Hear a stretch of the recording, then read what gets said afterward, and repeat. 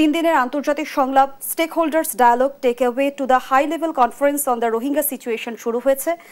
দেখলাম আমরা উদ্দেশ্য হচ্ছে রোহিঙ্গা সংকটকে বিশ্ব সম্প্রদায়ের কাছে আরো জোরালোভাবে তুলে ধরা, কিন্তু আমরা সংকটের গভীরে এখনো প্রবেশ করতে পারছি কি? জি, অনেক ধন্যবাদ। আজকে যে সংলাপ যেটা হচ্ছে এবং আমাদের মাননীয় প্রধান উপদেষ্টা যে 7 দফা দিয়েছেন, এইটাকে যদি আমি ব্রড ক্যাটাগরি করি তাহলে বেসিক্যালি দুটো।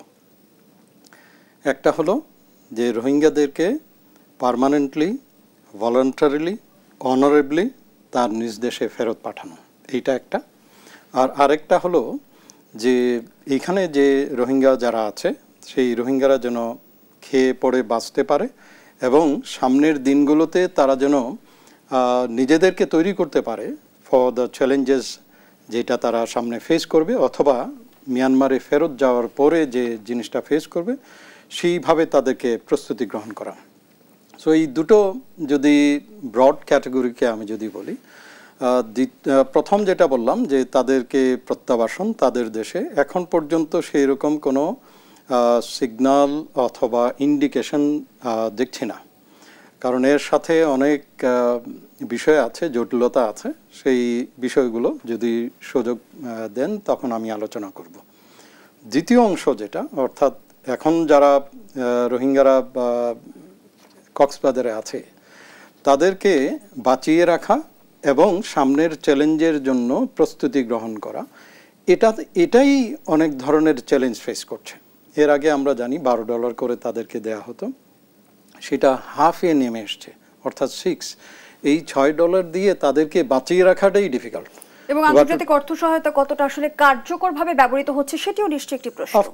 অফকোর্স। তো সেখানে এক হলো তারা মানুষ হিসাবে যেন বেঁচে থাকতে পারে, আর দ্বিতীয় অংশ যেটা আছে তাদেরকে প্রস্তুতি গ্রহণ করতে হবে বা তাদেরকে প্রস্তুত করে দিতে হবে যাতে সামনের চ্যালেঞ্জগুলো তারা নিতে পারে।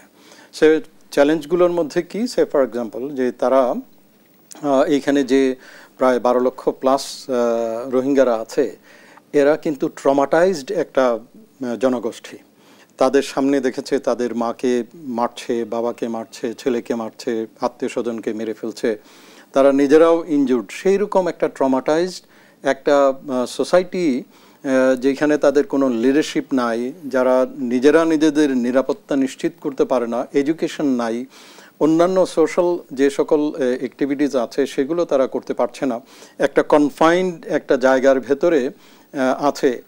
তাদের মানসিক যে অবস্থা, শারীরিক যে অবস্থা, স্বাস্থ্যগত যে অবস্থা, পরিবেশগত যে অবস্থা, অর্থাৎ বিভিন্ন ধরনের চ্যালেঞ্জের ভেতরেই অলরেডি আছে, প্রস্তুতি তো অনেক পরের কথা।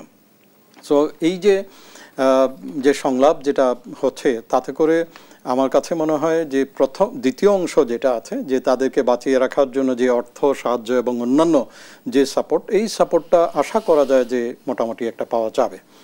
দ্বিতীয় অংশ যেটা, অর্থাৎ তাদেরকে রিপেট্রিয়েশনের জন্য যেটা, সেটা হলো যে এককভাবে বাংলাদেশ শুধু কথা বললেই হবে না, অথবা এককভাবে শুধু জাতিসংঘ কথা বললেই হবে না, অথবা এককভাবে USA, China, India, Japan, Russia কথা বললেই হবে না।